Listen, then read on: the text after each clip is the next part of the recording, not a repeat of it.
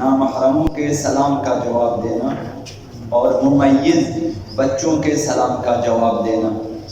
ایک نامحرم نے سلام کیا، نامحرم مرد نامحرم عورت سلام کیا۔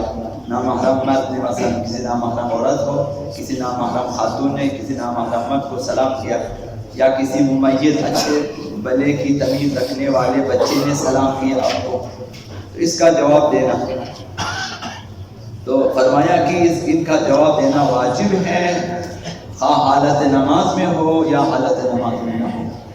اگر کسی نامحرم نے سلام کیا، آپ نماز میں ہیں، آپ پر واجب ہے کہ جواب دیں۔ جس طرح ایک نمازی کو حکم ہے کہ اسی طرح سے جواب دے جس طرح اس نے سلام کیا۔ اسی طرح اگر ممیز بچے نے سلام کیا تب بھی آپ کو جواب دینا ہے، نماز میں ہو یا نہ ہو، جواب واجب ہے۔ نامحرم کے سلام کا جواب واجب ہے اور ممیز بچے کے سلام کا جواب بھی واجب ہے۔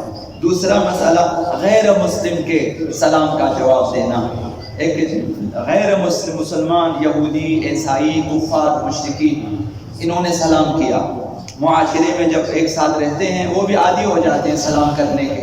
اس نے سلام کیا تو احتیاط واجب یہ ہے کہ غیر مسلم کے سلام کے جواب میں صرف سلام کہے یا صرف علیک یہ کہے، اس سے زیادہ نہ کہے۔ اگر اس نے سلام کیا آپ صرف کہیں سلام، اگر سلام کیا آپ صرف کہیں علیک، یہ کافی ہے۔ اور تیسرا مسئلہ یہ ہے کہ چند افراد نے ایک بندے پہ سلام کیا، 2 3 4 5 افراد آتے ہیں، ایک بندہ بیٹھا وہ سب اسے سلام کرتا ہے۔ مثلا ابھی کسی جگہ علماء آتے ہیں باہر سے کہیں بیٹھے ہوئے اور آپ چند افراد ملنے جاتے ہیں، سب سلام کرتے ہیں۔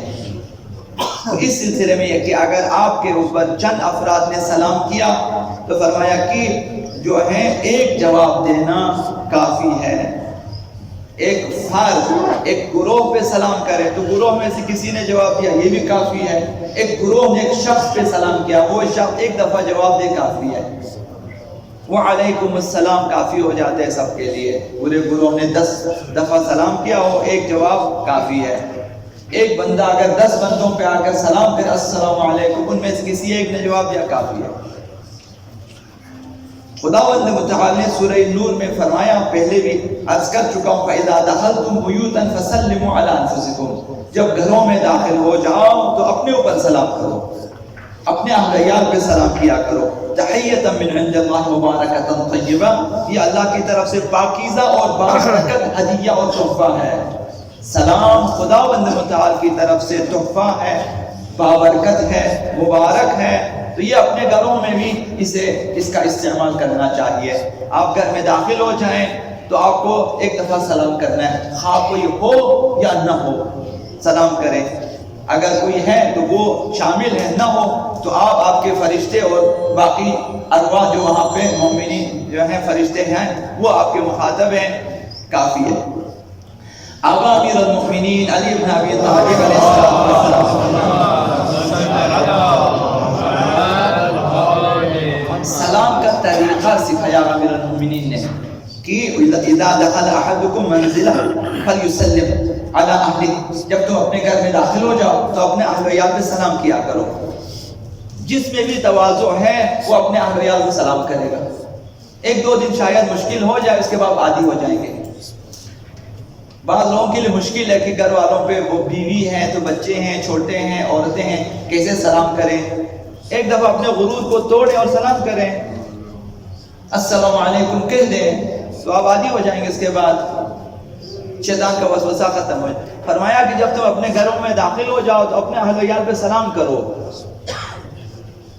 یقولو السلام علیکم، یعنی آقا نے فرمایا کہ اس طرح سے سلام کر، السلام علیکم۔ فَإِن لَمْ يَكُنْ لَهُ أَهْلٌ، اگر یہاں کوئی اہل عیال نہیں ہے، گھر خالی تھا، آپ گئے کوئی بھی نہ تھا وہاں پہ، تو پھر فرمایا کہ اس طرح سے سلام کرو، السلام علینا من ربنا، یہ سلام کرو، السلام علینا من ربنا، خود ہم پر سلام ہو ہمارے پروردگار کی طرف سے، یعنی آپ اپنے اوپر سلام کریں، السلام علینا من ربنا یہ کریں۔ وَلْيَقْرَأْ قُلْ هُوَ اللَّهُ أَحَدٌ، سلام کرنے کے بعد قُلْ هُوَ اللَّهُ أَحَدٌ کی تلاوت بھی کریں۔ کوئی مشکل چیز نہیں ہے، 3 آیتیں اس کی تلاوت کرنے میں کوئی حرج نہیں ہے۔ السلام علیکم بسم اللہ الرحمن الرحیم قل هو اللہ احد اللہ الصمد مثلا. یہ فرمایا کہ حین یدخل منزلہ، جب گھر میں داخل ہو رہے ہوں تو سلام بھی کریں، قل هو اللہ احد کی تلاوت بھی کریں. فإنه ينفي الفقر، اگر سلام کے بعد قل هو اللہ احد کی تلاوت بھی کی تو گھر سے فقر و تنگ دستی دور ہو جائے گی. تو برکت کے لیے بہتر ہے کہ انسان سلام بھی کرے، کوئی ہو تو ان پر، نہ ہو تو اپنے اوپر، السلام علینا من ربنا، پھر سورہ قل هو اللہ احد کی تلاوت بھی کرے تو گھر میں فقر و تنگ دستی کم ہو جائے گی. یہ ایک دوسری حدیث آقا امام رضا علیہ السلام نے یہ طریقہ آقا امام رضا نے فرمایا کہ جب گھر آ جاؤ اور گھر میں کوئی نہ ہو تو پہلے شہادتین پڑھ لو. شہادتین اشہد ان لا الہ الا اللہ وحدہ لا شریک لہ واشہد ان محمدا عبدہ ورسولہ اللہم صلی علی محمد وعلی محمد. شہادتین پڑھو اور کہو السلام علی محمد ابن عبداللہ خاتم النبیین، پیغمبر اسلام پہ خاتم النبیین کے لقب کے ساتھ سلام کرو. السلام علی محمد ابن عبداللہ خاتم النبیین، السلام علی الائمۃ الہادین المہدیین، السلام علینا وعلی عباد اللہ الصالحین. یہ تین سلام پیغمبر اسلام پہ، ائمہ اطہار پہ اور خود اپنے اوپر اور تمام بندگان شائستہ خدا پہ سلام.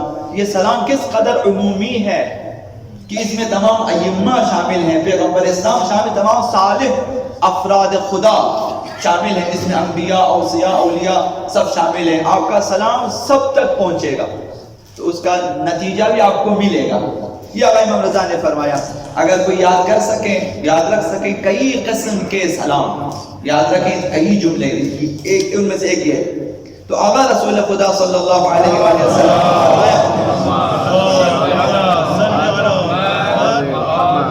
ما فش السلام فی قوم الا آمنوا من العذاب. جس گروہ میں، جس قوم میں سلام عام پہنچ آئے وہ گروہ عذاب سے محفوظ رہے گا.